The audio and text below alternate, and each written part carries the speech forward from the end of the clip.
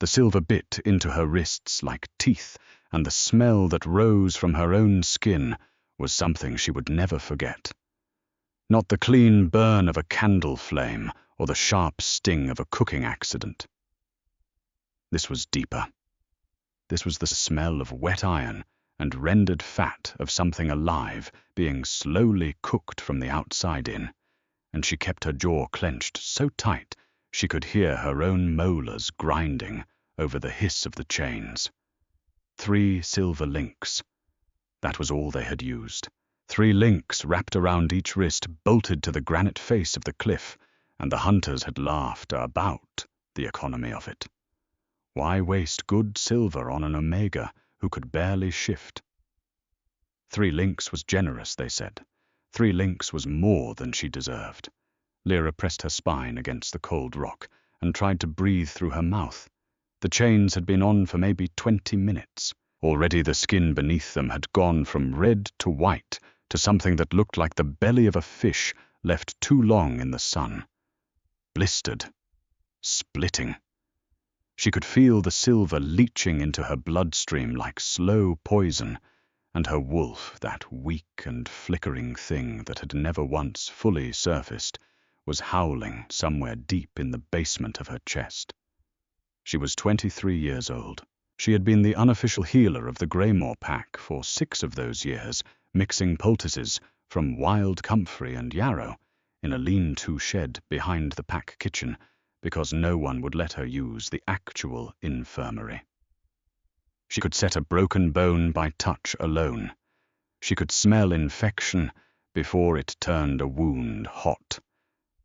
And none of that mattered now, because she had done the one thing she had promised herself she would never do. She had volunteered. The hunters had come to the border 3 days ago, 5 of them in a black truck with no plates, and a cargo bed full of wolfsbane grenades and silver-tipped crossbow bolts. They were not the usual poachers who stumbled into pack territory, drunk and stupid. These were professionals, guild-trained from the way they moved, and they were not hunting wolves at random. They were hunting the Alpha King. Lyra had heard the name the way everyone in the Northern Territories heard it. Kael Voss, Alpha of the Ironmore pack, King of the 3 Ranges, the man whose wolf was so large that scouts who had seen it from a distance described it not as a wolf at all, but as a weather event, a shadow that moved across the tree line like a storm front. He had united 3 warring packs in a single winter. He had torn out the throat of a rogue alpha in front of 1,000 witnesses, and then carried the dead wolf's orphaned pup back to his den in his own jaws, still slick with blood. He was also, according to the hunters, worth approximately $4 million alive.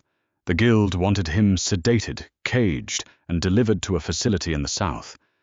Something about research, something about his bloodline being genetically unique. Lyra did not know the details and didn't care. What she knew was that the hunters had set up camp on the eastern ridge directly above the narrow pass that connected Greymore territory to the Ironmore border, and that Kael Voss had been spotted moving through that pass 3 nights in a row.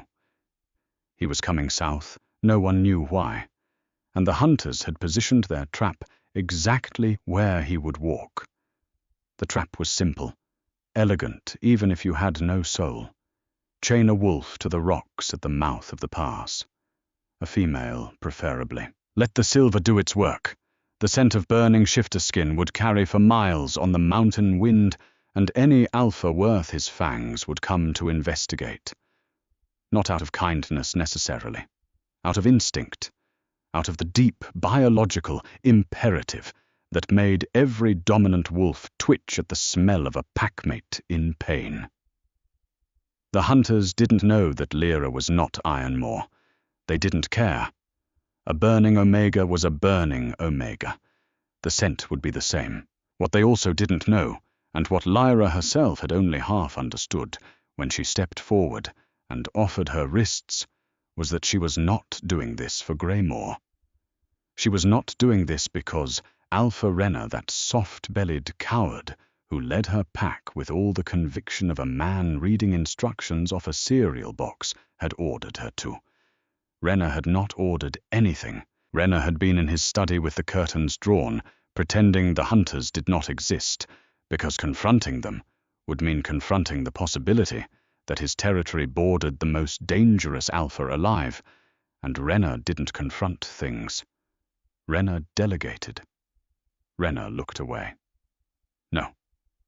Lyra had volunteered because of what she had found in the past 2 nights ago while gathering moonwort for a poultice. A den.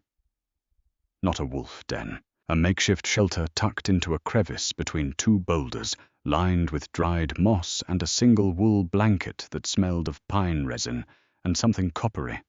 And inside the shelter, curled around a water flask, was a pup. Not a baby. A child. Maybe 4 years old in human form, with dark hair matted against a feverish forehead and a wound on her left leg that had gone septic. The green-black streaks of infection ran from her ankle to her knee. Her breathing was shallow, rapid, the breath of a small animal whose body was starting to lose the argument with its own immune system. Lyra had treated the wound. She had cleaned it with boiled water from her canteen, packed it with yarrow and raw honey, and wrapped it in strips torn from her own undershirt. The child had not woken, but the blanket, when Lyra pressed her face to it, carried a scent that made her own wolf stir for the first time in years. Pine, iron, ozone before a lightning strike, the smell of something vast and barely contained. The blanket belonged to Kyle Voss. The pup was his, and the hunters were going to walk right past her to get to him, and they were going to find the den, and they were going to find the child, and they were going to use her as leverage, or leave her to die in the cold. So Lyra had gone to the hunters' camp at dawn. She had walked up to the largest one, a man with a jaw like a cinder block and silver rings on every finger, and she had said, "I know where the Alpha King walks. I can give you a better position. But I want payment. Cash. Enough to leave pack territory."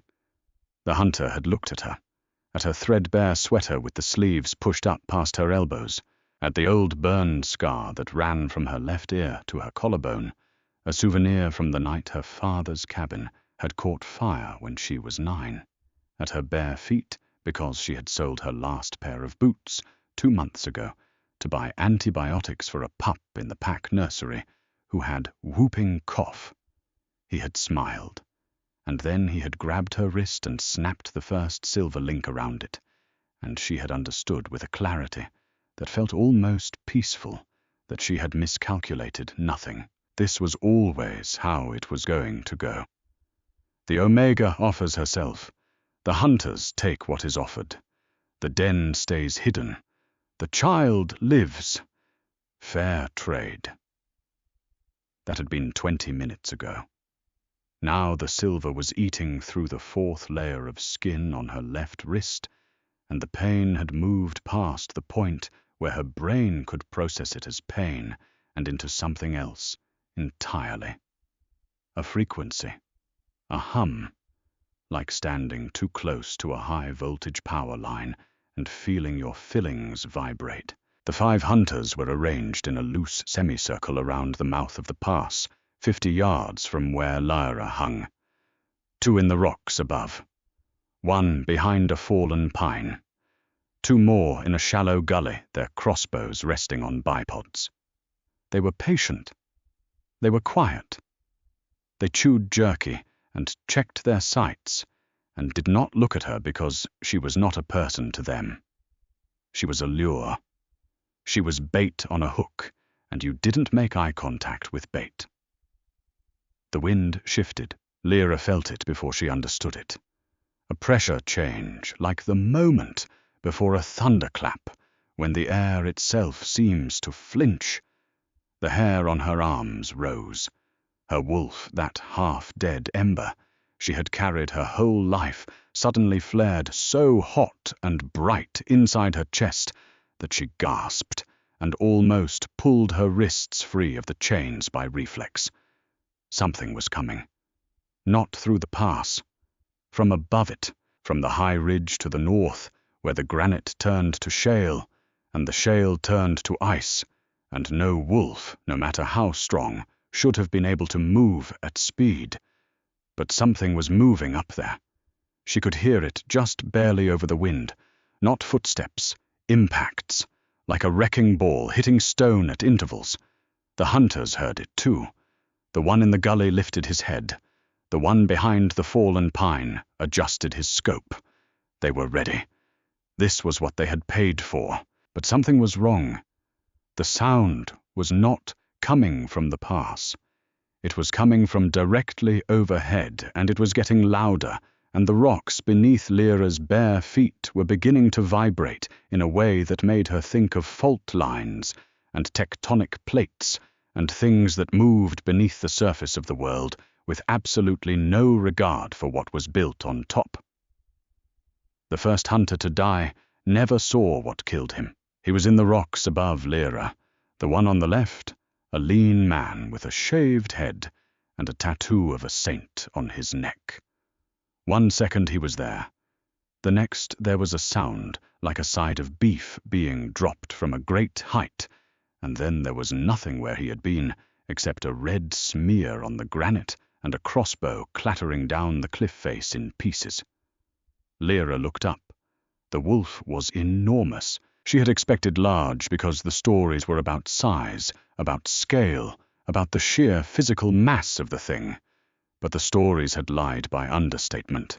The wolf on the ridge above her was not large the way a grizzly is large. It was large the way a landslide is large. Dark fur, almost black, except where the moonlight caught it and turned it the color of old iron. Eyes like molten copper. A chest so broad that when it breathed, the exhale stirred the dust on the rocks 20 feet below. It was looking at her. Not at the hunters. Not at the pass. Not at the tactical situation. At her. At the silver chains on her wrists, and the skin peeling away beneath them, and the thin trail of blood running down her forearms and dripping off her elbows into the dirt. The second hunter fired. The crossbow bolt, silver-tipped and fletched with black feathers, flew true and fast and struck the wolf directly in the left shoulder. It sank in maybe half an inch. The wolf did not flinch, did not look at the shooter, did not acknowledge the bolt at all. It was staring at Lyra with an expression she had never seen on an animal's face before. Something between recognition and fury. Something that looked insanely like grief. Then it jumped. The distance from the ridge to the pass floor was 60 feet at least. The wolf covered it in a single arc, a trajectory so smooth and unhurried that it seemed to hang in the air for a moment, suspended between the moon and the earth, like something from a dream you have when a fever breaks. It landed 5 feet from Lyra. The impact cracked the granite beneath its paws. Actual cracks radiating outward like a spider web, and Lyra felt the vibration in her teeth. The remaining hunters opened fire. 3 bolts. 2 hit the wolf's flank. 1 missed and ricocheted off the rock behind Lyra's head, close enough that she felt the wind of it on her ear. The wolf turned its massive head toward the shooters, and the sound it made was not a growl.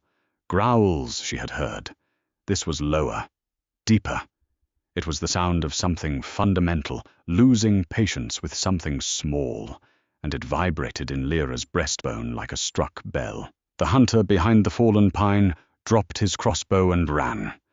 He made it maybe 30 yards before the wolf was on him, and Lyra closed her eyes for that part, because the sounds were enough. The wet crack of impact, the brief, choked scream, the silence after. When she opened her eyes, the wolf was back, standing in front of her, its muzzle dark and dripping, its copper eyes fixed on her face. The 2 remaining hunters were gone. Not dead, she thought. Fled. She could hear them crashing through the underbrush to the south, running with the particular desperation of men who have just discovered that they are not at the top of the food chain. The wolf lowered its head until its muzzle was level with Lyra's hands. Its breath was hot against her blistered wrists, and it smelled like blood and pine sap and the sharp mineral tang of deep mountain snow. It exhaled once, twice, and then very gently, with the precise delicacy of a surgeon, it closed its jaws around the silver chain on her left wrist. The sound the chain made when it broke was not dramatic, a small, clean snap like a twig. Then the same on the right side. 2 bites, 2 broken chains, and Lyra's arms fell to her sides, and the pain that had been held at bay by adrenaline came flooding in like a tide, and her knees buckled, and she went down. She expected to hit the ground. She hit fur instead. The wolf had shifted its body beneath her with a speed that should have been impossible for something that size, and she landed against its side, her face pressed into the thick ruff of its neck. The fur was coarser than she expected. Not soft, dense and wiry like the coat of a working dog that spends its life in cold weather, but warm.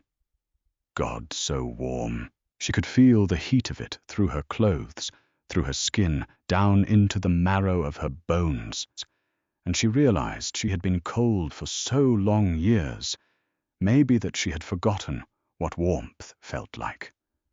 Her wolf surged. Not the weak flicker she was used to, not the half-hearted pulse that she had to coax and coax just to get a slight improvement in her night vision. This was a roar, a howl, a full-throated cry from somewhere inside her that she had never accessed before, and it was not saying, run or hide or be small. It was saying one word over and over in a language that was older than speech. Mate. The great wolf went rigid beneath her, every muscle locked. Its breathing stopped. For 3 seconds nothing moved.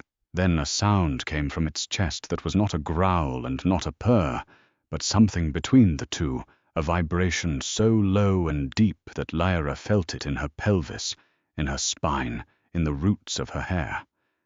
It rolled through her like a wave of warm water, and she understood with a certainty that left no room for doubt that this was not a coincidence. This was not proximity or adrenaline or the side effects of silver poisoning. The alpha king of the 3 ranges was her mate. The shift happened in stages. The fur beneath her cheek receded. The massive body contracted, reshaped, became something harder and more angular. The heat intensified, and then there were hands on her instead of paws, human hands, enormous and calloused and extraordinarily careful, lifting her away from the rock face and cradling her against a bare chest. She looked up. Kael Voss was not handsome in the way she had imagined. The Alpha Kings in the stories she had read as a girl, the ones she had found in the Pack Library's collection of water-damaged romance novels, were always described as chiseled, sculpted, beautiful in a way that made women weak. Kael was not any of those things. His face was broad and blunt, with a nose that had been broken at least twice, and a jaw that was slightly asymmetrical, as though it had been reset wrong after a fight. A scar ran from his right temple to the corner of his mouth, pulling the skin just enough to give him a permanent half-squint. His hair was black and cropped close, and there was a streak of grey at his left temple that he was too young for.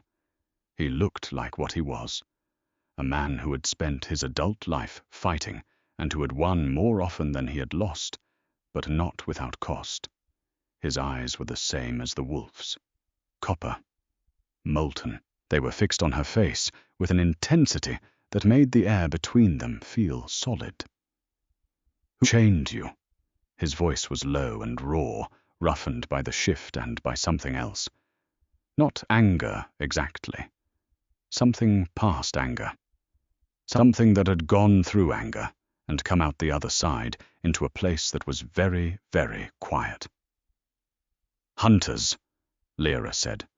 Her own voice was a wreck, thin and cracked. Guild, 5 of them, they were waiting for you. I know. He looked at her wrists. at the blistered, weeping skin where the silver had eaten through. His jaw tightened. A muscle jumped in his cheek. "Who sent you?" "No one sent me. Your alpha, Greymore. He sent you as bait." "Renner doesn't know I'm here." Something changed in his face. The quiet fury shifted, and beneath it, Lyra saw something she did not expect. Confusion. Genuine confusion, as though the concept of an Omega volunteering for silver chains was so far outside his frame of reference that he could not process it. "You chose this," he said. Not a question. "Yes." "Why?" Lyra swallowed. Her throat was dry, and the silver was still in her bloodstream, making her vision swim at the edges. "Your den. The pass. There's a pup in your den. She has a septic wound on her left leg. I treated it 2 days ago, but the infection is deep. She needs proper antibiotics, not field dressings. The hunters would have found her." Kyle went very still. The kind of stillness that is not the absence of motion, but the active suppression of it. The air around him changed temperature. Lyra could feel it, could feel the barely leashed power radiating off his skin like heat from an engine block. "You know about Maren," he said. "Is that her name?" "She is my sister's child. My sister is dead. The same hunters." His voice did not waver, but something in his eyes did. A flicker, fast and sharp, like a match being struck in a dark room. "She died leading them away from the pup, 3 weeks ago. I have been moving Maren south, looking for a healer who would treat an Ironmoor wolf without reporting it to the guild. You could have taken her to any pack healer in the north. No pack healer in the north would touch a child connected to me. The bounty makes it too dangerous. Anyone who shelters Ironmoor wolves becomes a guild target." He looked at her. "You treated her anyway. She's 4 years old with a fever of 104. I don't care whose niece she is." That silence again. The one that felt like standing in the eye of a storm. Kyle lifted one hand and touched her wrist, the ruined one, with a gentleness so at odds with his size and his blood-stained mouth that Lyra felt something crack open inside her chest. Not the bond. Something else. Something simpler and more dangerous. Trust. "I am going to take you to my den," he said. "I am going to treat these burns. And then you are going to tell me everything about the hunters' positions, their weapons, and their extraction plan. And then I am going to kill them. All of them. The ones who ran too." He said it the way another man might say. "And then I am going to make dinner." Without emphasis. Without bravado. As a simple statement of scheduling. Lyra should have been afraid. She was not. He carried her. Not because she asked.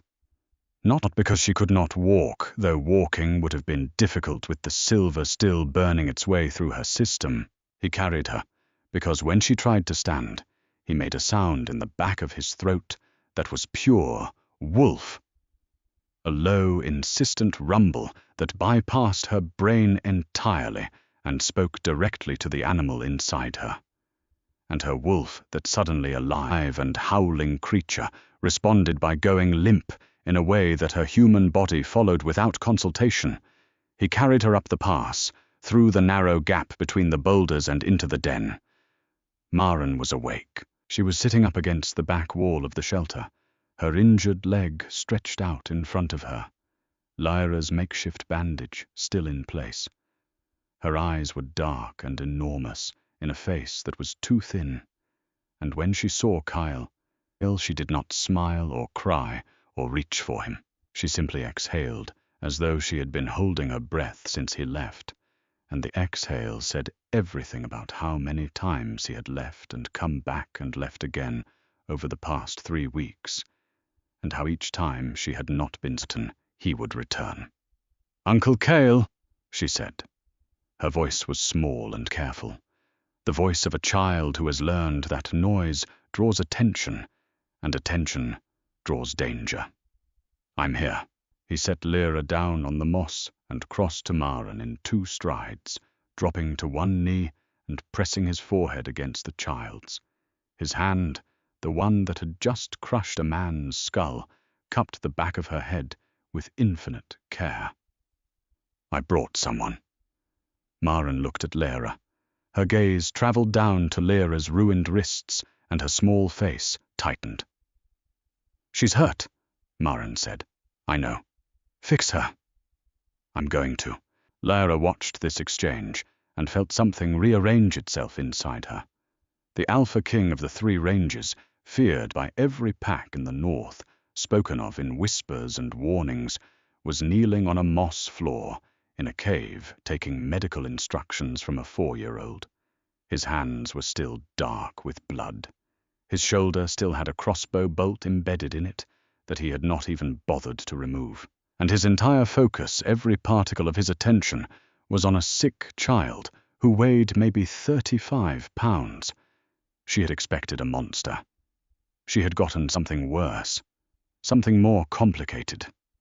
A man who destroyed with precision and tenderness in equal measure, and she had absolutely no framework for that. He dressed her wrists with supplies from a battered canvas bag in the corner of the den. Not medical supplies, field supplies, the kind you carry when you have been on the run for weeks and cannot risk stopping at a clinic. Clean cloth, a tube of burn cream that was nearly empty, a half bottle of iodine. His hands were steady and sure. He worked without speaking, and Lyra watched his face as he wrapped the cloth around her left wrist, tight enough to protect, loose enough not to restrict blood flow. The scar on his face caught the faint light from the mouth of the den. Up close, she could see that it was old, very old. The kind of scar you get as a child and carry into adulthood like a map of everywhere you have been hurt. You were young when you got that, she said. He did not look up. 7. Who? My father. He tied off the bandage, moved to the other wrist. He believed pain was an effective teaching method. He was wrong about most things, but he was especially wrong about that. Lyra filed this away. The Alpha King's father had beaten him. The Alpha King had a scar on his face from it.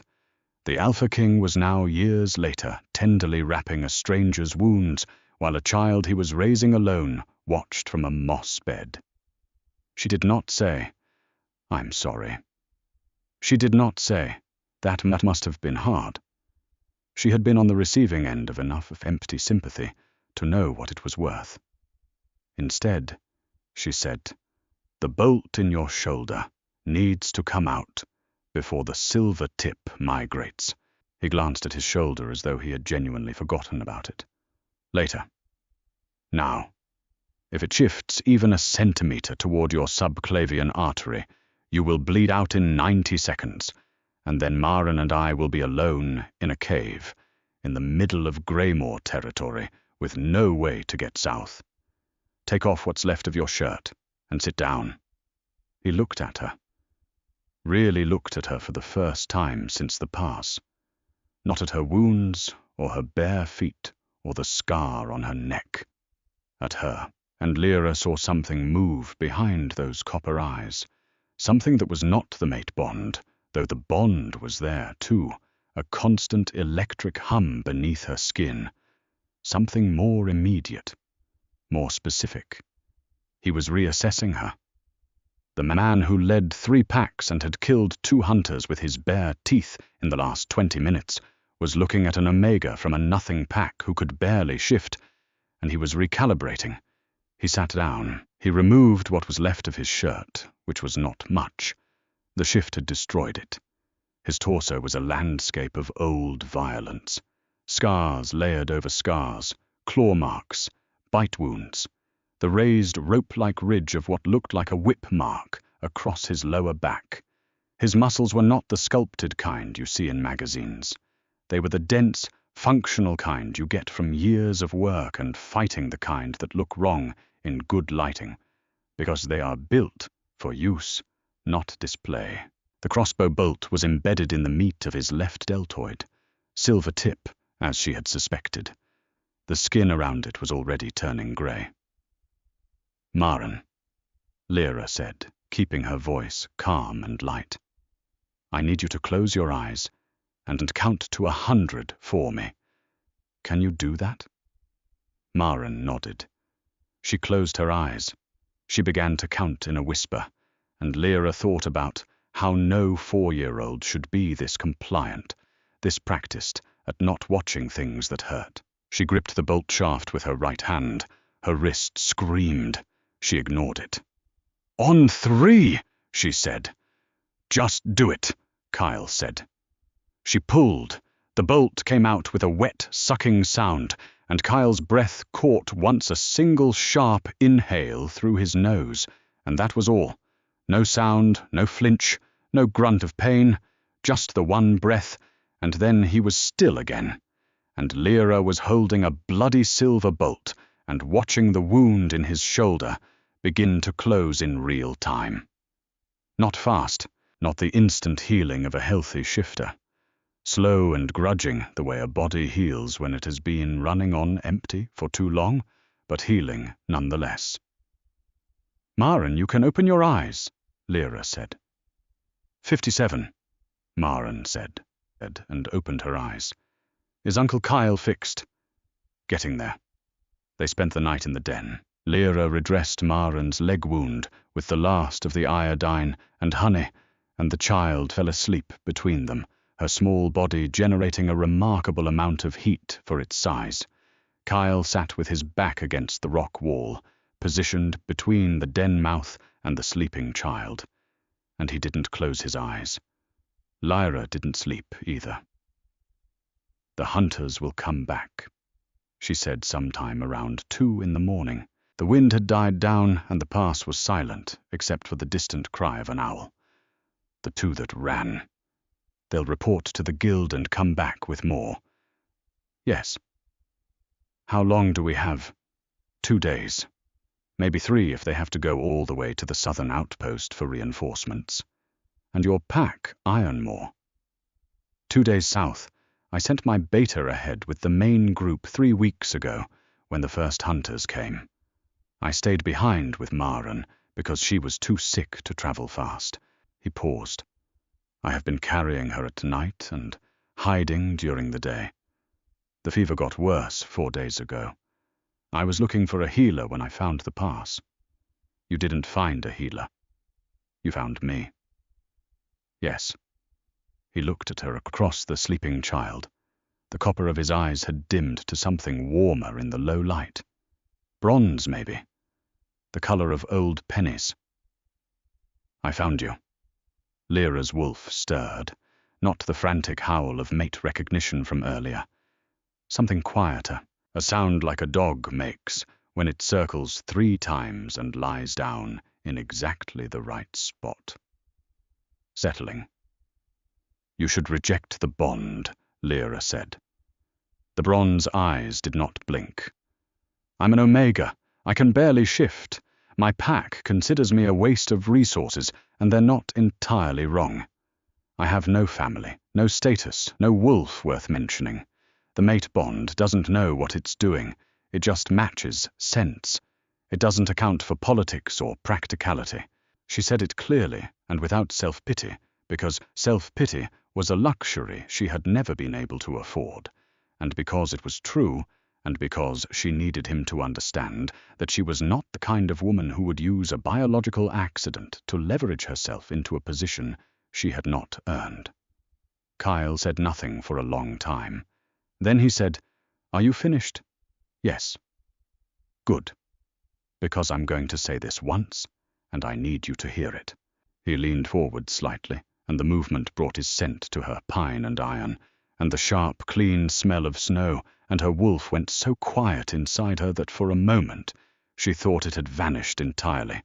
But no, it was just listening with everything it had. "My wolf has been silent for 11 years, since the day I killed my father to stop him from beating my mother to death with a fireplace poker. 11 years of nothing. No instinct, no guidance, no voice. I have led 3 packs on strategy and discipline, and the ability to make hard decisions without flinching, and I have done it alone, inside my own head, with no wolf to tell me if I was right or wrong. He paused, his hand resting on his knee, curled into a fist, then released. 20 minutes ago my wolf came back. Not a whisper. Not a flicker. A full return. 11 years of silence, broken in the time it took me to smell your blood on the wind. 3 mountains away, and I smelled it, and my wolf said one word, and the word was hers, and I have been running ever since. The den was very quiet. Even the owl had stopped calling. So when you tell me that the bond doesn't know what it's doing, Kyle said, I need you to understand that my wolf was dead, and you brought it back, and I am not going to reject that. Not for politics, not for practicality, not for anything. Lyra's eyes burned. She blinked, and the burning got worse, and she realized with a distant clinical part of her brain that she was crying for the first time in 4 years, and the tears were running into the burn scar on her neck and stinging, and she didn't wipe them away. I don't know how to be a Luna, she said. I don't need a Luna. I need a healer who will pull a crossbow bolt out of my shoulder and tell me to sit down in the same breath. I need someone who will chain herself to a cliff face to protect a child she has never met. I need you. Specifically. Not the role. You. Maren made a small sound in her sleep. A sigh. She rolled over and pressed her face against Lyra's hip, and her small hand found Lyra's burned wrist and held it with a grip that was surprisingly strong. They left the den at first light. Kyle carried Maren on his back, wrapped in the wool blanket, her arms looped around his neck. Lyra walked beside him, her wrists bandaged her bare feet on the cold stone of the pass. He had offered to carry her too. She had declined. Not out of pride. Out of the practical assessment that he could not carry a child and an adult simultaneously through rough terrain for 2 days without exhausting himself, and they needed him sharp. He had accepted this reasoning without argument, which told her more about him than any speech could have. He listened. He assessed. He adjusted. He did not insist on performing strength when competence was what the situation required. They moved south through the mountains, keeping to the high ridges during the day and descending into the valleys at night when the thermals would carry their scent upward instead of along the ground. Kyle navigated by instinct and by a detailed mental map that Lyra suspected had been built over years of running these same routes. He knew every cave, every water source, every spot where the rock overhang was deep enough to block their heat signature from above. On the second day, Lyra's wolf did something it had never done before. They were crossing a narrow ledge, the kind with a 200-foot drop on one side and a sheer wall on the other, and Maren's fever had spiked again, and the child was whimpering in her sleep, and Lyra was focused on her footing, placing each bare foot with care on the cold, slick rock when she felt it. A pulse. Not from outside. From inside. From the place in her chest where her wolf lived, that basement apartment she had always imagined as dark and cramped and barely furnished. The pulse was warm. It spread outward from her core into her limbs, and suddenly the rock under her feet was not cold anymore. Suddenly her wrists did not hurt.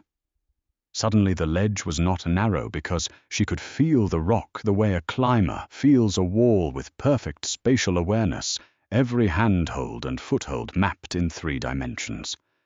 She stopped. Kyle stopped. He turned to look at her, and his eyes widened. Your eyes, he said. What about them? They're gold. Lyra blinked. She did not have gold eyes. She had brown eyes, dark brown, the color of the river mud she had spent her childhood playing in. But when she looked down at her hands, She could see the faint glow reflecting off her bandages, a warm amber gold coming from her own face. "That's not an Omega trait," Kyle said very quietly.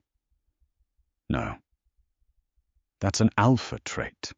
Lyra opened her mouth and closed it. Her wolf pulsed again, and the sensation was so strong, so present, so fundamentally different from the weak flicker she had lived with for 23 years, that she could not pretend she didn't know what was happening.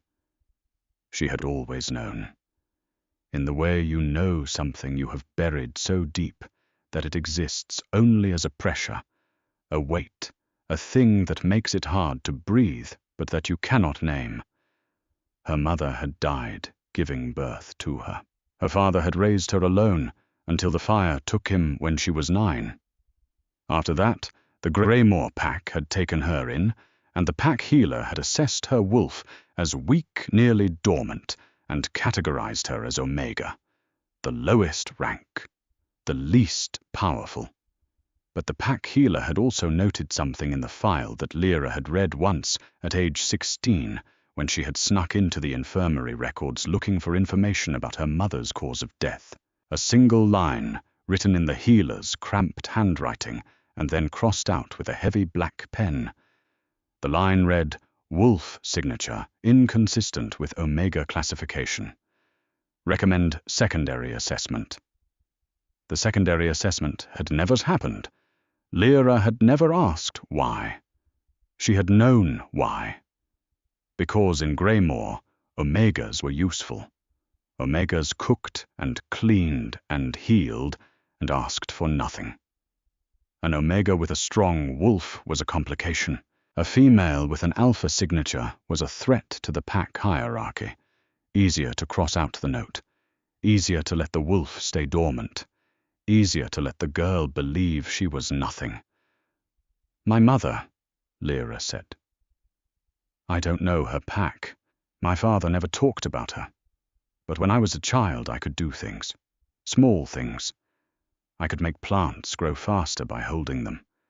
I could find water underground by feeling for it. My father told me to stop. He said it was dangerous. He said people would come for me if they found out. People like the guild." "Yes." Kyle was very still. The kind of still that meant his mind was working at full speed behind those bronze eyes. The guild does not hunt random alphas. They hunt specific bloodlines. Bloodlines with abilities that go beyond standard shifter capacity. Bloodlines they can monetize. You think that's why they're really here. I think the bounty on me is real. But I think the guild has been in this territory before. 23 years ago, maybe. Looking for a woman with a specific set of abilities. And I think your father set that fire himself to make them believe she was dead." The words landed in Lyra's chest, like stones dropped into still water. Ripples spreading outward, disturbing everything they touched. Her father quiet and careful, and always looking over his shoulder. Her father who had taught her to keep her head down, to never show what she could do to be small and invisible, and safe. Her father who had died in a fire that the pack had ruled accidental, but that had never made sense, because her father had been the most cautious man she had ever known, and he did not leave candles burning or stoves unattended. He had burned their cabin to destroy the evidence, to protect her, even in death. Lyra breathed, in and out. The golden light in her eyes flickered and steadied. "We need to move," she said. "Marin's fever is climbing again, and we're exposed up here." Kyle nodded. He did not push. He did not ask more questions. He simply adjusted the child on his back and kept walking, and Lyra followed, and the golden light in her eyes didn't fade. On the evening of the second day, they descended into the Iron Moor Valley. Lyra smelled the pack before she saw it, not the stale, closed-in smell of Greymore, where 200 wolves lived in prefab houses arranged in tight rows, and the air always carried the faint tang of resentment. This was different. Wood smoke and roasting meat and the green resinous scent of old-growth pine. Horses. Wet dog. The sharp, clean smell of a fast-moving river. And underneath it all, like a bass note, beneath a melody, the rich, complex signature of a pack that was both large and healthy, a scent so layered and alive that Lyra's wolf responded to it the way a plant responds to sunlight. The first wolves appeared on the tree line as they descended, grey shapes moving through the pines, silent and watchful. They did not approach. They did not need to. Lyra could feel them assessing their collective attention like a weight on her skin. The stranger, the unknown wolf, the woman walking beside their alpha king with burned wrists and bare feet and eyes that were intermittently the wrong color.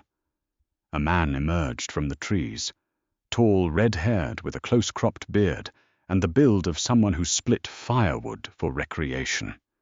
He dropped to one knee the instant he saw Kyle, his head lowered, his right fist pressed to his chest. Alpha. We expected you 2 days ago. Complications. Kyle shifted Maren from his back to his arms. Get the healer. Her fever is worse. The red-haired man rose. His gaze landed on Lyra and stayed there. Who is she? Mine. One word. No elaboration. No qualification. No softening. The red-haired man's eyebrows rose to approximately the middle of his forehead, and then he looked at Lyra again, and this time his assessment was different. Not who is this stranger? Who is this person I am going to be answering to? Yes, Alpha. He turned and disappeared into the trees at a run. The Ironmore compound was not what Lyra had expected. There were no prefab houses, no guard towers, no chain-link fencing topped with wolfsbane wire. The pack lived in a sprawling network of log structures built into the natural contours of the valley, some nestled against cliff faces, others cantilevered over the river on massive timber beams. Smoke rose from stone chimneys. Children chased each other between the buildings, human-shaped and wolf-shaped interchangeably, and no one yelled at them to stop or be quiet or come inside. It looked like a place where people lived. Actually lived as opposed to the way Greymore wolves lived, which was more like a supervised containment. The healer was a woman named Dessa, round-faced and sharp-eyed with calloused hands, and the no-nonsense energy of someone who had been woken up from a nap and was choosing not to hold it against anyone. She took one look at Maren's leg, whistled through her teeth, and carried the child into a stone building that smelled of dried herbs and antiseptic. She'll need IV antibiotics, Dessa said over her shoulder, and fluids. She's dehydrated. 2, maybe 3 days before the fever breaks. Whatever she needs, Kyle said. And that one. Dessa jerked her chin at Lyra. Silver burns. Both wrists. I can smell it from here. After the pup, she's next. Kyle looked at Lyra. Lyra looked at her wrists. The bandages he had applied in the den were soaked through, now rust-brown with dried blood and the pale yellow of serum. They needed changing. They had needed changing 6 hours ago. She had not mentioned it, because Maren was the priority, and because she was used to being the last person in any room to receive care. Go with Dessa, Kyle said. Not an order. A request phrased in the imperative because he had probably never phrased a request any other way, but a request nonetheless. After Maren is stabilized. Lyra. Maren first, then me. That is not a negotiation. The red-haired man, whose name was Ronan, and who was apparently Kyle's beta, coughed into his fist and looked away. Kyle's jaw tightened. His wolf flashed behind his eyes, copper and hot and deeply unhappy about being told no. But he did not argue. He held her gaze for 3 seconds, and then he nodded once, and Lyra followed Dessa into the healer's building, and the door closed behind her. She did not see the way Kyle stood outside that door for 20 minutes without moving. She did not see the way Ronan approached him twice and was dismissed with a look. She did not see the way the Alpha King of the 3 Rangers, who had killed a hunter with his bare jaws 24 hours ago, pressed his forehead against the wooden frame of the healer's door, and breathed through his mouth like a man in pain, because his mate was behind that door, and she was hurt, and she would not let him help, and that was a kind of suffering he had no training for. But Maren saw it through the window, and she filed it away with the precision of a child who has learned to read adults the way other children read picture books. 3 days passed. Maren's fever broke on the 2nd night, dramatic and sudden, like a knot being cut. 1 hour she was burning. The next she was sitting up in bed, demanding soup and asking why her blanket smelled different. "Because it's clean," Dessa said. "I don't like it." "Nobody asked you." Lyra's wrists healed slower. The silver had gone deeper than surface burns usually do, and Dessa, after examining the tissue under a magnifying glass, sat back on her stool and gave Lyra a look that was half concern and half something else. Curiosity, maybe. The kind of curiosity that a healer gets when a body does something it should not be able to do. "Your tissue is regenerating," Dessa said. "Not like an omega, like a dominant." "I'm aware." "You're aware. Interesting." Dessa folded her arms. "Are you also aware that your wolf signature has been strengthening steadily since you arrived? Because I ran your baseline when you came in, and it read as low-grade omega, and I ran it again this morning, and it read as mid-tier beta. It's been doing that. It's been doing that. Right? And the eyes, the gold that just happens too. It's new. New."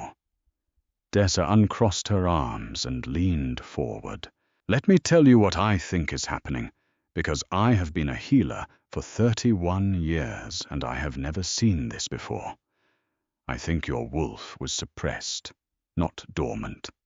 Suppressed, actively held down either by external means or by your own subconscious for a very long time, and I think the mate bond is acting as a catalyst, breaking down whatever was holding it in place, which means that your wolf is not weak. Your wolf has been caged, and the cage is opening."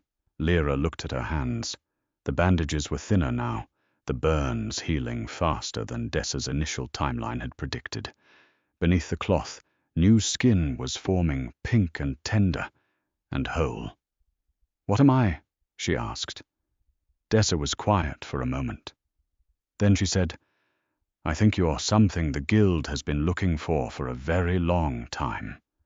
And I think your parents knew that. And I think they did everything they could to hide you.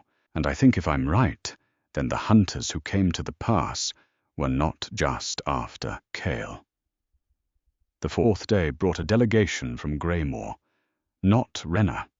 Renna, true to form, had sent his proxy, a beta named Thorn, tall and angular, with prematurely silver hair and a voice like a door hinge that needed oiling. Thorn had been the one who supervised Lyra's work in the healing shed, who allocated her supplies, which was to say, gave her the expired bandages and the dented tins of antiseptic that the real infirmary didn't want, who had once told her in front of 3 other pack members that her value to Greymore was roughly equivalent to a good first aid kit and twice as replaceable. Thorn arrived at the Ironmore compound with 2 escorts and a formal request for Lyra's return. He dismounted his horse in the main clearing, straightened his coat, and surveyed the compound with the faintly disdainful expression of a man visiting a country he considers beneath him. Lyra was sitting on the porch of the healer's building, rebandaging her own wrist in the morning sunlight when she saw him. Her stomach contracted. Not fear, exactly. Something older. The automatic shrinking reflex of a body that has learned to make itself small in the presence of a specific stimulus. Then her wolf growled, low, deep, a sound that vibrated through her ribcage and made her hands go still on the bandage. Not a fearful sound, a warning.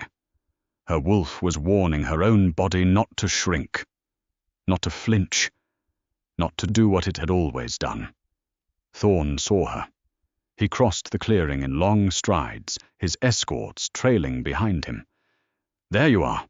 Alpha Renna requests your immediate return. You have duties." Lyra finished tying the bandage. She did not stand up. "You left without permission," Thorn continued. "You approached the hunters without authorization. You engaged with a foreign alpha without clearance. These are serious infractions." "Good morning, Thorn. Don't play games. You are Greymore property." The word landed in the clearing like a brick through a window. Property. Lyra saw it register on the faces of the Ironmoor wolves nearby. Two women carrying laundry paused mid-step. A man chopping wood lowered his axe. Ronan, standing by the main hall, turned slowly like a gun turret. Thorn did not notice. Thorn was not the kind of man who noticed the temperature of a room until the room was on fire. "Pack up whatever you brought. We leave in an hour." He turned to go. "No." Thorn stopped, turned back. His face was the face of a man who has just heard a piece of furniture refuse an order. "No," he said. "No, I'm not leaving. You don't have that option. You are a registered Omega of the Greymore pack. Your Alpha has summoned you. You will comply. Renna is not my Alpha anymore." The clearing had gone very quiet, the kind of quiet that happens in nature when a predator enters the area and every prey animal freezes simultaneously. Lyra could feel it. The shift, the tilt, the moment when the air pressure changes, and everyone present understands on a cellular level that something is about to happen. Kyle emerged from the main hall. He was dressed, which Lyra was privately grateful for, because the last 3 days had involved a significant amount of shirtless proximity that had been testing her composure in ways she wasn't ready to examine. Dark shirt rolled to the elbows, dark trousers, boots. His hair was damp. He looked like he had just come from a wash, and he looked in the morning light less like a myth and more like a man. And somehow that was worse, because myths could be held at a distance, and men could not. He walked to the center of the clearing and stopped. He did not look at Thorn. He looked at Lyra. "This one bothering you," he said. "I'm handling it." "I can see that." He looked at Thorn. Thorn, to his credit, or perhaps to his survival instinct, took a step back. "You are Greymoor's beta." "I am. And I am here under Alpha Renna's authority to retrieve our Omega healer." "She is not your Omega healer. She has been registered with Greymoor since she was 9 years old." "She is not your Omega healer," Kyle repeated in the same tone at the same volume, and yet somehow the second time it sounded like a coffin lid closing. "She is my mate. She is under my protection. And if your Alpha has a problem with that, he can come here and say it to my face instead of sending a proxy to call my mate property in my own territory." Thorn's face went through several colors in rapid succession. White, red, a greenish-gray that suggested his survival instinct was finally filing its report. "The Alpha King claims a Greymoor Omega," Thorn said, and his voice had changed. Not softer, more careful. The voice of a man who is suddenly very aware of how far from home he is. "This will require formal proceedings. The Lunar Council will need to be notified." "Notify whoever you want." Kyle crossed his arms. "She stays." Thorn looked at Lyra, and for one moment, just a fraction of a second, something passed across his face that was not disdain or authority or the practiced superiority of a beta asserting rank over an Omega. It was something smaller, something that looked in a certain light almost like doubt, as though some part of him, buried deep beneath years of pack hierarchy and the comfort of knowing exactly where everyone ranked, was looking at Lyra and wondering if he had missed something. If he had been wrong, if the expired bandages and the dented tins and the casual cruelties had been visited upon someone who wasn't in fact what he had been told she was. It lasted a second. Then it was gone, replaced by the smooth, neutral expression of a man who had decided that the safest course of action was to leave and report back. "I will convey your message to Alpha Renna," Thorn said. He turned on his heel. He walked to his horse. He mounted. He left with his escorts trailing behind him, and the clearing slowly returned to life around the empty space where he had stood. Kyle watched them go. Then he turned to Lyra. "You're shaking," he said. Lyra looked at her hands. He was right. They were trembling fine and fast, the kind of tremor that comes not from cold, but from the aftershock of standing your ground when every cell in your body has been trained to give way. "That's the first time I've said no to Greymore," she said, "in 14 years. He crossed the distance between them in 3 strides. He did not touch her. He stood close enough that she could feel the warmth of him, that furnace heat that seemed to radiate from his skin like a promise, and he waited. "Thank you," she said, "for letting me handle it. You didn't need me. I know. That's why I'm thanking you, because you knew that and you let me do it anyway." Something shifted in his face. The hard lines softened. Not much. A fraction. The tightening around his eyes eased, and for just a moment the Alpha King looked like a man who had been given something rare and did not quite know how to hold it. "Lyra." "Yes." "When you're ready. When your wrists are healed and Maren is strong enough to be out of Dessa's care. I want to mark you. I want to claim you in front of my pack. I want everyone from here to the southern border to know that you are mine, and I am yours, and no one will ever call you property again." Her wolf howled, not in fear, in answer. "When I'm ready," Lyra said. "When you're ready." 1 week. That was how long the peace lasted. Maren was recovering, walking now with a slight limp that Dessa said would fade as the muscle tissue regenerated. The child had attached herself to Lyra with the tenacity of a barnacle, following her from the healer's building to the kitchens to the river, where Lyra had begun gathering herbs to stock what she was privately calling her new healing shed, which was in fact an entire stone building that Kyle had assigned to her, without being asked, fully equipped with supplies that were not expired and tins that were not dented. Lyra's wrists had healed. Not fully. Scars remained, thin silver lines that circled both wrists like bracelets, and Dessa said they would never fade completely, because silver burns left marks that went deeper than skin. But the pain was gone, and the function was complete, and her hands were steady when she worked. Her wolf was changing. Every day it was stronger. Every day the golden flicker in her eyes lasted longer, burned brighter. Dessa ran her signature weekly, and the readings climbed. Beta, high beta, and then, on the 6th day, the reading that made Dessa put down her instruments and sit in silence for a full minute. Alpha.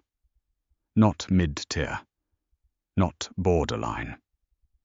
Full alpha. A reading that put Lyra's wolf signature on par with the most powerful females in the Northern Territories. "Your wolf was never weak," Dessa said.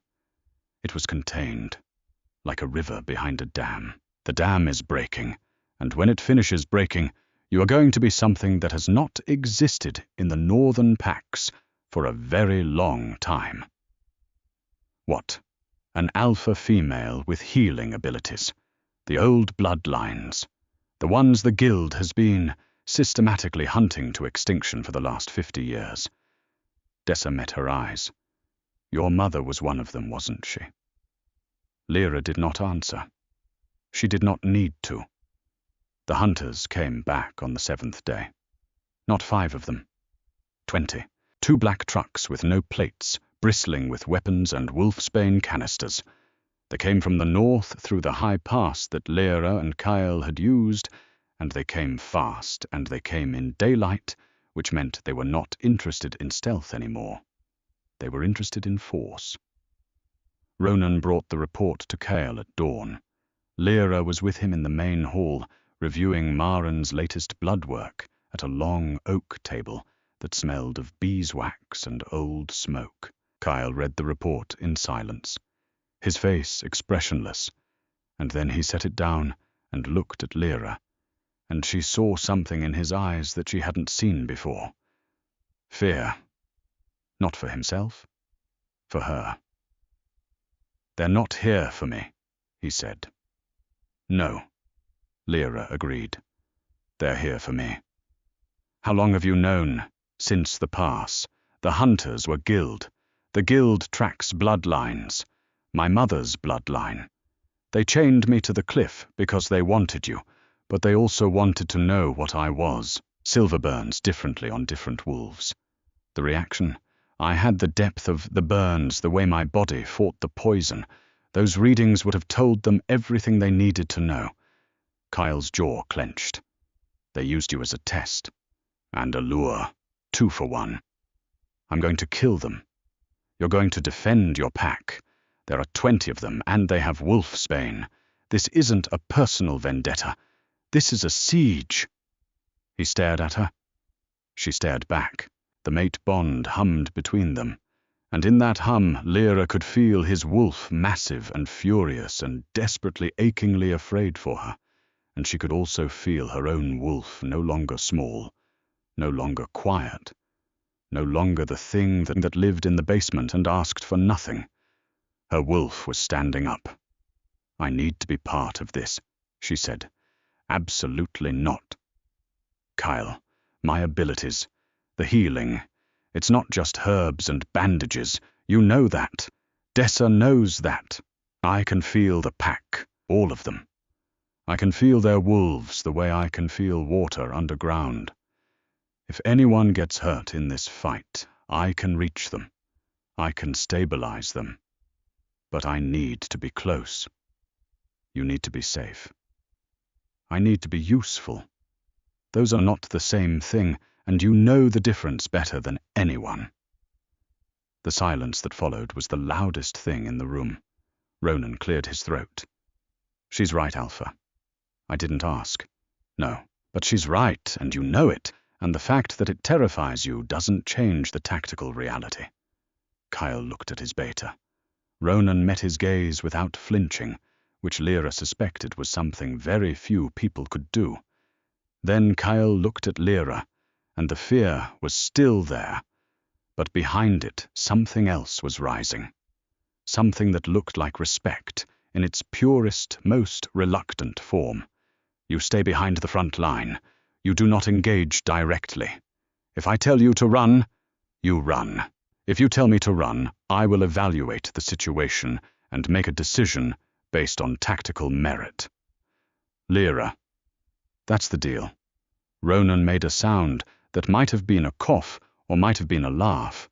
Kyle closed his eyes for a count of 3, and when he opened them, the fear had been folded away, tucked into whatever compartment he kept all the things he could not afford to feel during battle. "Fine," he said. "Stay close. Stay alive. If you die, I will never forgive you." Noted. The Battle of Ironmore Valley lasted 47 minutes. The hunters came in from the north in 2 groups, 10 in each truck. They deployed wolfsbane canisters at the tree line, creating a toxic perimeter that forced the Ironmore wolves to engage in human form or risk the gas. They had silver net launchers. They had crossbows with silver bolts.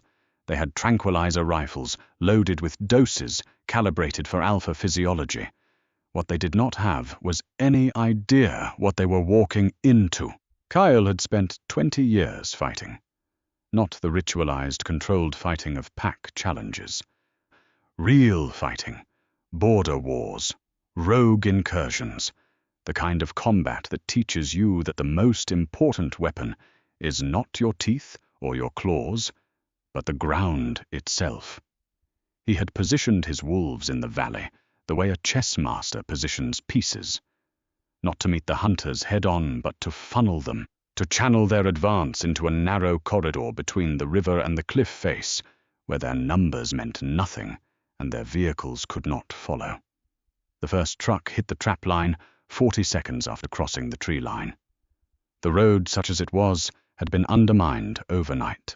The front axle dropped into a trench that Ronan's team had dug and covered with branches and loose dirt, and the truck tilted forward and stopped, and the hunters inside spilled out into waist-high brush that had been soaked in wolfsbane neutralizing agent, a recipe that Lyra had found in one of Dessa's old textbooks and mixed in a rain barrel at 3 in the morning.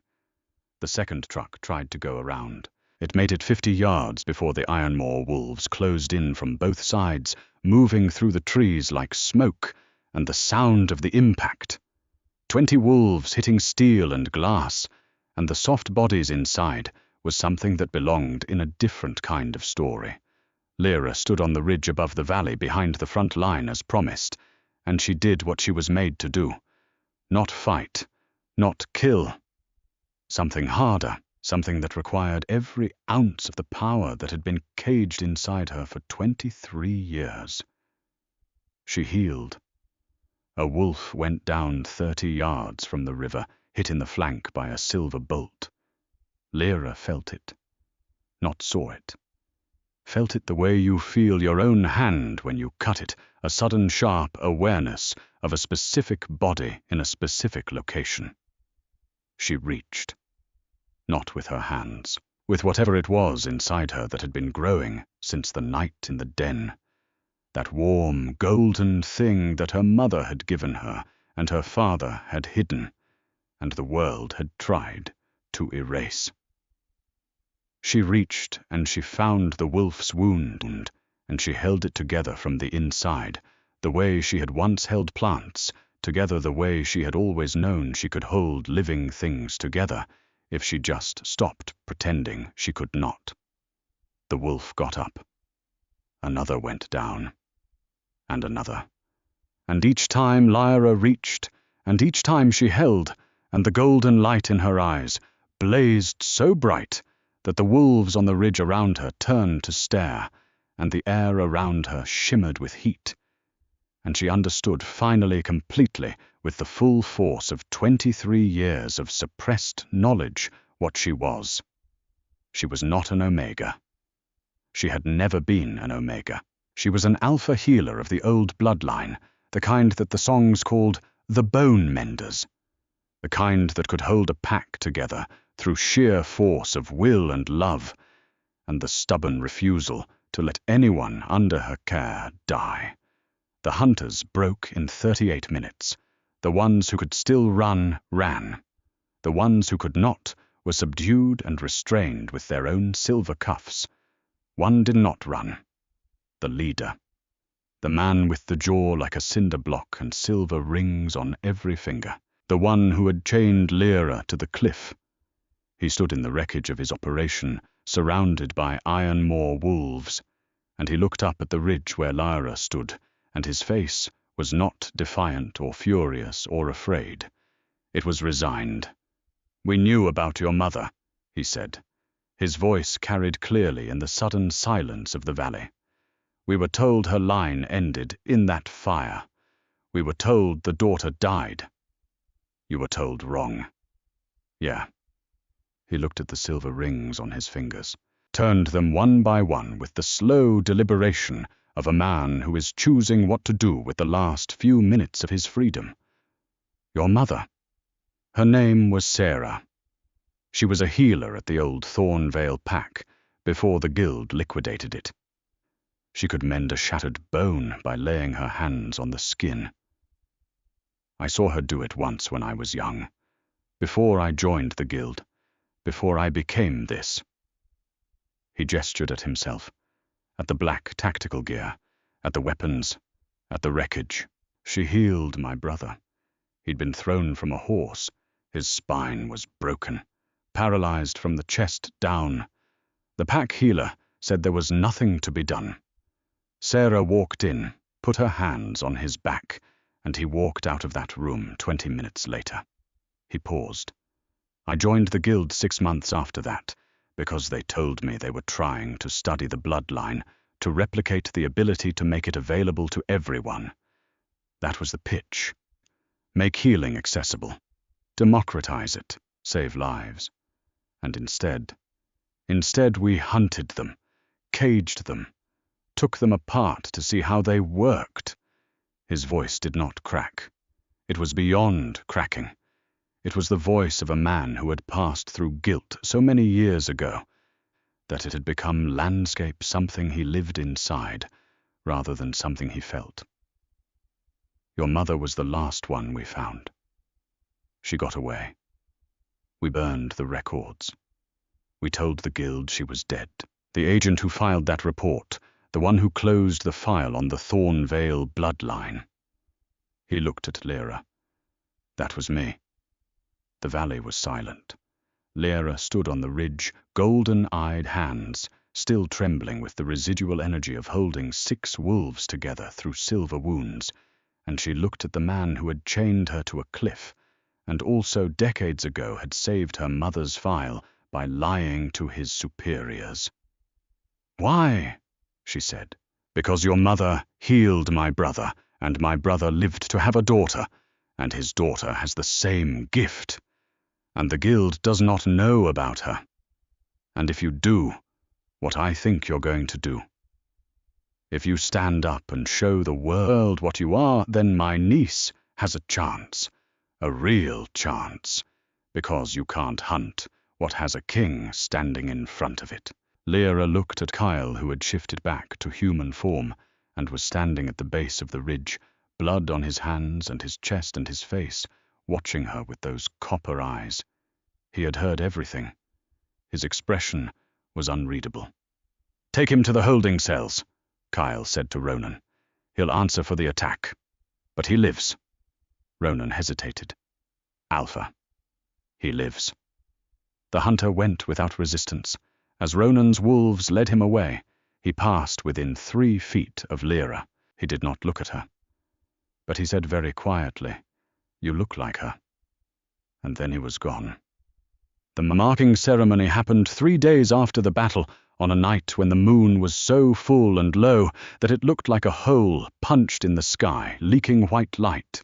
Lyra stood in the center of the Ironmore gathering circle, which was a natural amphitheater carved into the valley wall by 10,000 years of river erosion. The stone was smooth and pale, and it held the moonlight like a bowl holds water. 300 wolves stood on the tiers above in human form, and wolf form silent and watchful. Maren sat in the front row, her injured leg stretched out on a cushion that Dessa had grudgingly provided her dark eyes wide and solemn. Lyra was wearing a dress. This fact felt absurd, given the context, but Dessa had insisted, and Dessa was, as Lyra had learned, the kind of woman you didn't argue with about things she had decided. The dress was simple. Dark green, long-sleeved, soft against the new scars on her wrists. It smelled of cedar, and the particular warmth of a chest that has been closed for a long time and recently opened, and Lyra suspected it had belonged to someone important, once, though Dessa had not said who. Kyle stood facing her. He was in black as always, and his face was the same blunt, scarred landscape it had always been. And he was looking at her the way he had looked at her in the den in the pass in the clearing when Thorn had called her property. Like she was the answer to a question he had stopped asking a long time ago. "I am not going to make a speech," he said, his voice carried in the amphitheater, not because he raised it, but because the stone was designed to carry sound, and 300 wolves were holding their breath. "I am not good at speeches. I am good at fighting, and at keeping peoples alive, and at knowing when I see something true, that it is true." He stepped closer, close enough that Lyra could feel the heat of him, close enough that she could see the grey at his temple, and the scar on his face, and the way his hands, those massive, battle-hardened hands, were shaking. The Alpha King's hands were shaking. You chained yourself to a cliff for a child you had never met, he said. You pulled a crossbow bolt out of my shoulder and told me to sit down. You said no to a pack that had owned you for 14 years, and you did not flinch. You stood on a ridge and held 6 of my wolves together through silver wounds, with nothing but your will and your blood, and whatever your mother put inside you that the world tried to burn out of existence. His voice dropped. I have been afraid 3 times in my life. Once when my father broke my face, once when my sister died, and once when I smelled your blood on the wind 3 mountains away, and I didn't know if I would reach you in time. Lyra felt the tears start again. She did not fight them. I am going to mark you now, Kyle said, and then you are going to be my mate, and my Luna, and the healer of this pack, and no one, not the guild, not Greymore, not any force in the world above or below, is ever going to take you from me. If that is what you want. That is what I want. He leaned in. His mouth found the junction of her neck and shoulder, the place where the old burn scar ended, and clean skin began. And she felt his teeth, not gentle, not rough, somewhere in between, the precise pressure of a man who destroys and protects in equal measure, and has finally found the one thing in the world that requires both. The bite, the mark, the bond which had been humming since the pass, since the den, since the first moment his wolf had broken 11 years of silence, for the smell of her blood erupted. Not a hum anymore. A chord, a full resonant ringing chord that started in the place where his teeth met her skin and radiated outward through her chest, her spine, her wolf, and then further outward into the pack, into the wolves on the tiers, into the stone itself, until the whole amphitheater was vibrating with it. 300 wolves feeling what she felt, knowing what she knew. Understanding, in the deep, wordless way that wolves understand, things that their alpha king had found his mate, and she was not weak, and she was not broken, and she was not an omega. She was theirs. The sound that rose from 300 throats was not a cheer. It was a howl. 1 voice, then 10, then 100, then all of them, and Lyra's wolf, that golden, unleashed, incandescent thing that had spent 23 years in a cage, threw back its head and joined them. Kyle held her, his arms around her, his face buried in her hair, his breathing ragged. She could feel his heart beat against her chest, fast and hard, the heartbeat of a man who has spent his whole life being strong enough, and has finally found the one person he does not have to be strong for. I've got you, he said. She pressed her face against his chest. The scar on her neck throbbed, where his mark was already healing into the skin, and her wrists, those silver-scarred wrists that would always carry the memory of the chains, were wrapped around his waist, and she could feel beneath the scars the steady pulse of her own blood, alive and warm and running. I know, she said, later, much later, when the howls had faded and the pack had dispersed and the moon had climbed to the top of the sky. Lyra sat on the porch of the healer's building and looked out over the valley. The compound was quiet.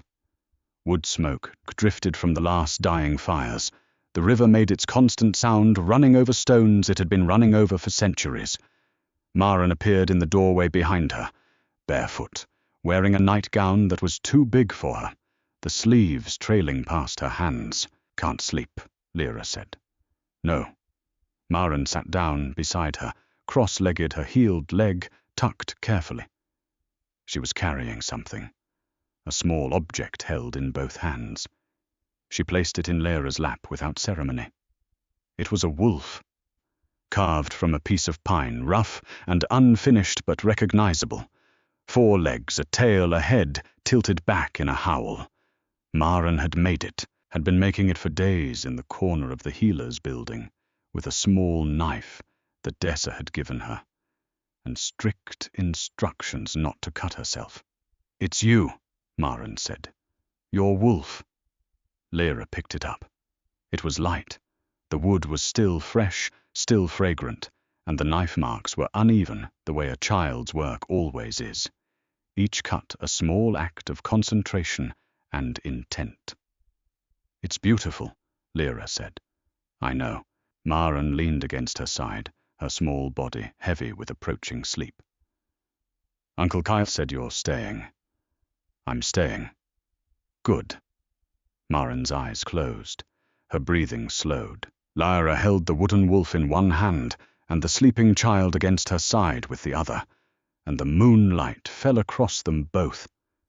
And the river ran, and the compound slept, and somewhere in the dark of the main hall, Kyle Voss stood at a window and watched his mate hold his niece, and his wolf that resurrected, impossible, 11 years. Silent Wolf was quiet. Not silent. Not dormant. Quiet. The way a thing is quiet when it is for the first time in its life at rest.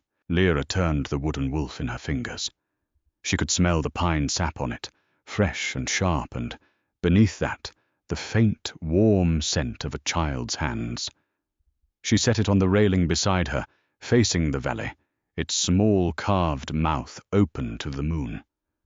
Then she closed her eyes and listened to the river and the wind and the slow, steady heartbeat of the child sleeping against her side.